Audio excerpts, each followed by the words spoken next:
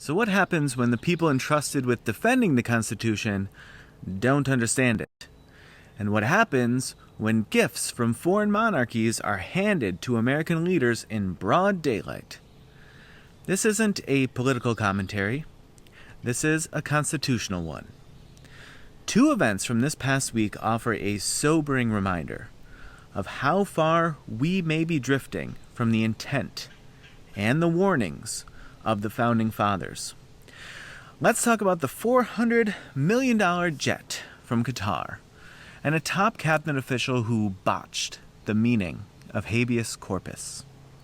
In an unprecedented move, President Donald Trump has accepted a luxury Boeing 747-8 aircraft, valued at roughly $400 million from the royal family of Qatar. He claims it's not for personal use, but for the U.S. Air Force, and interim Air Force One, while the real one is delayed.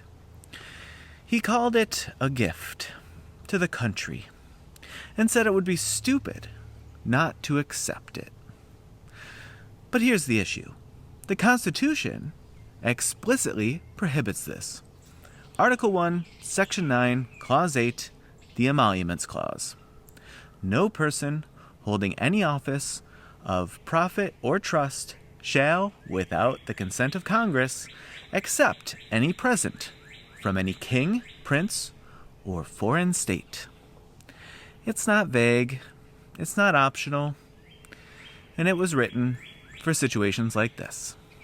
James Madison, the principal author of the Constitution, warned repeatedly about the danger of foreign influence, especially when cloaked in the form of generosity.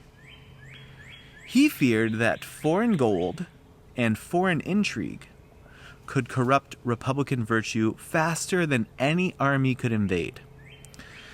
Thomas Jefferson insisted that republics must remain jealous guardians of independence, because gifts are never just gifts. They are transactions veiled in courtesy. So ask yourself, would the founders have been impressed by Trump's maneuver? Or would they see it for what it is? A constitutional breach dressed up as diplomacy. Next, to Secretary of Homeland Security, Kristi Noem, who, when asked to define habeas corpus during a Senate hearing this week, confidently replied, "It's a constitutional right that the president has to remove people from this country." Let's pause, because this is not just a misstatement, which is what I see all over the media. It's the exact opposite of what habeas corpus is. Habeas corpus is the right of the individual, not the president. It guarantees that no person can be held without being charged, without being told why they're being detained, or without the chance to challenge their imprisonment in court. It's one of the oldest and most sacred protections in the Anglo-American legal tradition, going all the way back to the Magna Carta in 1215. Alexander Hamilton, writing in Federalist 84, called habeas corpus the greatest of all safeguards against arbitrary power. Abraham Lincoln, as we've talked about on this channel, even at the height of the Civil War, agonized over whether suspending it temporarily was too high of a constitutional cost. And yet here we are in 2025 with a Homeland Security Secretary who thinks it's a tool of executive removal. So what would the Founding Fathers say? About the Qatari jet, they would say this is precisely the scenario they feared. Foreign royalty offering glittering gifts to American leaders in exchange for favor, leverage, or silent obligation. It's not about whether it's technically useful, or cost-effective. It's about sovereignty. Madison and Hamilton didn't just write the Emoluments Clause.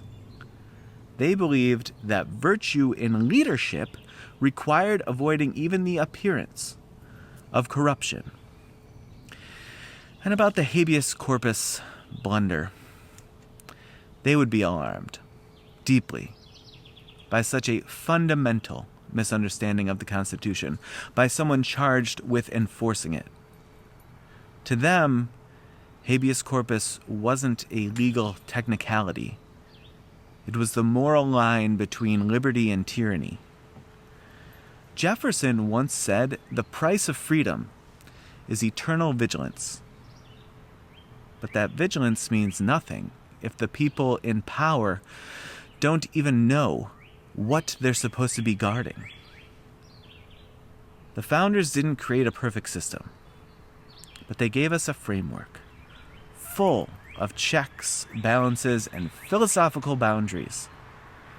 They feared monarchy, unchecked power, foreign entanglements, and ignorance in high office. Pay attention to that last one. And right now, we're flirting with all four of those things. These two stories about a jet and a misstatement, I need to not call it a misstatement, but they might seem small in isolation. Not to me, but even to anyone. Together, they form a dangerous pattern. Power without principle, authority without understanding, and politics without constitutional guardrails. If we want the republic they envisioned to survive, we don't just need to defend the Constitution. We need to know what it actually says. I don't know what else to say, but if you would like this, or if you have liked this, subscribe for more historical insight on today's headlines, and I will do my best as I sort of transform this channel a little bit to doing things like this, talking about the headlines that are often poorly reported in the media, poorly framed in the media, and doing my best to tie them back to founding documents, principles, founders, framers, that sort of thing.